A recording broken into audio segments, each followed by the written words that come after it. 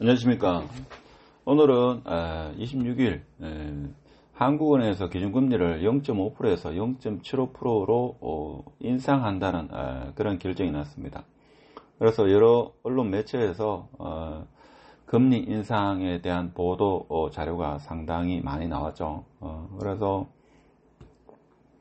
걱정을 하시는 분이 상당히 많지 않겠는가, 이런 생각에서 오늘 금리 인상이 향후 부동산 시장에 어떤 영향을 미치는가, 실질적으로 부동산의 어떤 침체라든지 부동산의 방향의 큰 흐름을, 큰 물줄기를 방향을 이렇게 틀기 위해서는 기준금리가 어느 정도 됐을 때 과연 부동산 시장의 어떤 안정화가 일어날 수 있는가에 대해서 같이 한번 공부해보는 시간을 갖도록 하겠습니다. 일단 한국은행에서는 통화정책을 0.5에서 0.75%로 상향 조정하는 데 대한 어떤 이유, 근거를 이렇게 제시하고 있습니다. 지금 현재 코로나19 4차 유행으로 전반적으로 확산되고 있습니다만은 미국 연준이 테이퍼링, 자산 축소 가능성을 연내하겠다라는 그런 차원에서 사실 선제적으로 우리나라가 미리 금리 인상을 했다. 이것이 조금 더 가장 큰 이유가 되지 않겠는가, 그런 생각이 들죠. 지금 대기업이나 일부 기업 같은 경우에는 지금 코로나 상황에서도 매출이라든지 여러 가지 면에서 상당히 좋은 시절을 보내고 있는 걸로 알고 있습니다만은 국민의 대다수를 이루는 영세 소상공인 그리고 일반 중소기업에 근무하시는 분은 가장 어려운 시기를 겪고 있는 그러한 상황이 아니겠나, 그런 생각이 들죠. 그래서 저는 이번에는 금리 인상을 하지 않고 연말쯤 코로나 상황을 보고 금리 인상을 하지 않겠는가, 이렇게 생각을 했습니다만은 한국금융통화위원회에서는 백신 보급 상황이라든지 여러 가지 변수를 고려해 가지고 인플레이션도 감안하고 여러 가지 상황을 감안했다, 그 이야기죠. 그래서 금리 인상을 하는 것이 여러 면에서는 보다 타당하지 않겠나, 이런 차원에서 금리 인상을 했는 것 같습니다. 특히 초저금리 시대에 주택이나 주식, 부동산과 주식 쪽으로 자금이 많이 쏠려 가지고 자산 인플레이션이 너무 심화되고 있다, 이런 것도 어떻게 보면 금리 인상을 상승하는 또 하나의 요인이 되지 않는가, 이런 생각이 들죠. 그리고 물가가 지금 2%를 상회하는 오름세를 나타낼 것으로 예상돼서 향후의 통화정책의 완화 정도를 점진적으로 조정해 나갈 것이다. 이러한 한국금융통화위원회에서의 발표 자료입니다. 그러면 한국과 지금 미국의 금리 격차를 보면서 향후 금리가 어느 정도 됐을 때 과연 영향을 미칠 것인가 보겠습니다.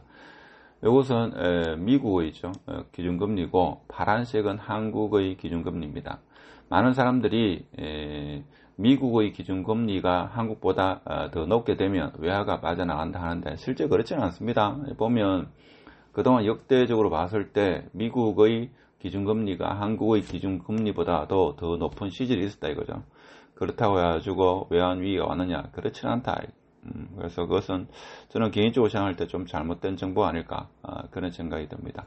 어떻게든 간에 지금 0.75%라는 것은 2020년 작년이죠. 작년 3월 달에 그때가 0.75%였다 하는 겁니다. 그렇죠?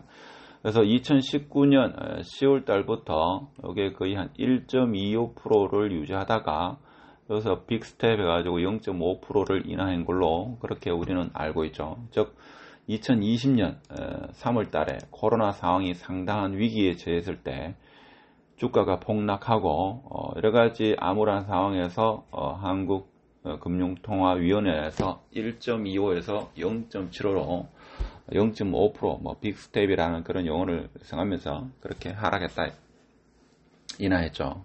그래서 작년 3월로 다시 금리를 인상했다 하는 겁니다. 그러면 금리 인상, 그동안 2008년도 이후부터 지금 현재까지의 금리 상황을 보면 사실 제가 볼 때는죠. 지금 금리가 2021년 상반기까지 즉 오늘 0.25 상승했고 올 연말에 한 번 더 하고 내년 1, 4분기에 한 번 더 한다고 봤을 때 1.25까지는 될 가능성이 적지 않다. 우리는 이렇게 생각해 볼 수 있겠습니다. 그렇죠? 그래서 1.25가 되는 시절이 지금 보면 방금 전에 이야기했던 2019년도 10월 달부터 작년 3월 달까지 그리고 2016년도부터 해가지고 18년도까지 즉 16년 6월부터 해가지고 17년 11월 달까지 이때가 제가 볼 때는 1.25가 아니겠나 싶습니다. 그렇죠? 그래서 적어도 있죠. 기준금리가 한 2% 가까이 이렇게 되어야지만 제가 볼 때는 부동산 특히 서울, 경기, 부산 지역이죠. 상당히 부동산 흐름을 반전시킬 수 있는 기준금리가 아니겠나. 자, 이런 생각이 듭니다. 물론 한 1.75 정도만 되더라도 영향은 상당하겠습니다만은 대세 흐름은 기준금리가 2% 정도가 되어야 되지 않겠는가. 그래서 지금 언론이나 유튜브 중에서 있죠. 뭐 상승, 하락 이렇게 주장하는 것은 그 사람들의 개인적인 성향입니다만은 기준금리가 1.5%이죠. 지금 0.5%에서 1.5% 정도 된다고 가정했을 때 3억을 융자했으면 연 300만원, 그러니까 월 250만원, 5억을 융자했으면 연 500만원, 그러니까 1% 상승한 거니까 그럼 월 40만원 정도, 뭐 41, 2만원 되겠죠.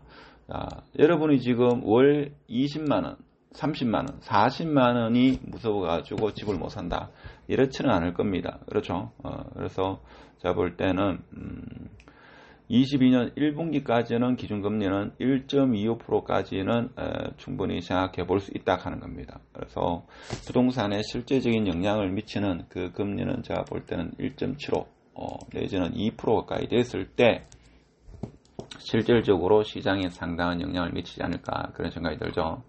그래서 신문에도 보면 15개월 만에 초저금리 시대 막을 내린다 했는데 0.75라 하더라도 초저금리다 하는 것은 누구나 알 수 있죠. 그런 이야기 하고 있습니다. 그래서 패드가 11월 달에 테이퍼링 자산 매입 축소를 개시를 나설 것이다라는 전망이 우세한 가운데 금통위가 선제적으로 통화 정책을 정상화에 나선 것으로 해석되고 있다 하는 겁니다. 그렇죠. 그래서 올 연말까지는 기준금리가 1%가 될 것이다 라는 그런 전망입니다. 그렇지만 코로나 상황이 있죠. 어떻게 펼쳐지냐에 따라 가지고 지금 0.75에서 계속적으로 그렇게 갈 수도 있고 다시 0.5%로 내릴 수도 있다 하는 것은 위로 갈 수도 있고 아래로 내릴 수도 있다 하는 겁니다. 자, 그런데 시중에서는 뭡니까? 또 선제적으로 금리를 또 올리는 이런 수순으로 나오고 있다 하는 겁니다. 그래서 지금 한국경제신문에서는 어떻게 이야기하고 있는가 하면 국민 1인당 12만원 꼴이다. 자, 이것은 1% 올렸을 경우에 1.2%입니까? 1.25% 즉 0.5% 금리 인상이 실현되었을 경우에 즉 1% 금리 인상이 되었을 경우에 국민 1인당 12만원 꼴 정도의 금리 인상의 효과가 가져온다. 이거는 1년으로 따진 겁니다. 그럼 4년과 5년이면 1년에 50만원 정도의 금리 인상 효과가 있다. 이자 부담이 있다 하는 그 이야기입니다. 하여튼 오늘 금통위에서 기준금리 0.25% 인상을 해가지고 실질적으로 금리 0.75%가 됐는데 이렇게 이 정도 선으로서 부동산에 악영향을 미친다. 그렇지는 않을 겁니다. 물론 심리적으로는 조금 영향이 있겠습니다만은 제가 볼 때는 최소한 한 1.5% 가까이 되었을 때 부동산의 대세 흐름은 좀 변화가 있지 않겠는가. 결정적인 변화는 한 2% 가까이 돼야 되지 않겠는가. 그런데 그 시기는 앞으로 상당 기간 흘러야 되지 않겠는가. 그 결정적인 요인은 코로나 영향이 가장 크지 않겠나. 여러분도 다 아는 이야기 오늘 같이 한번 이야기해 봤습니다. 마치도록 하겠습니다.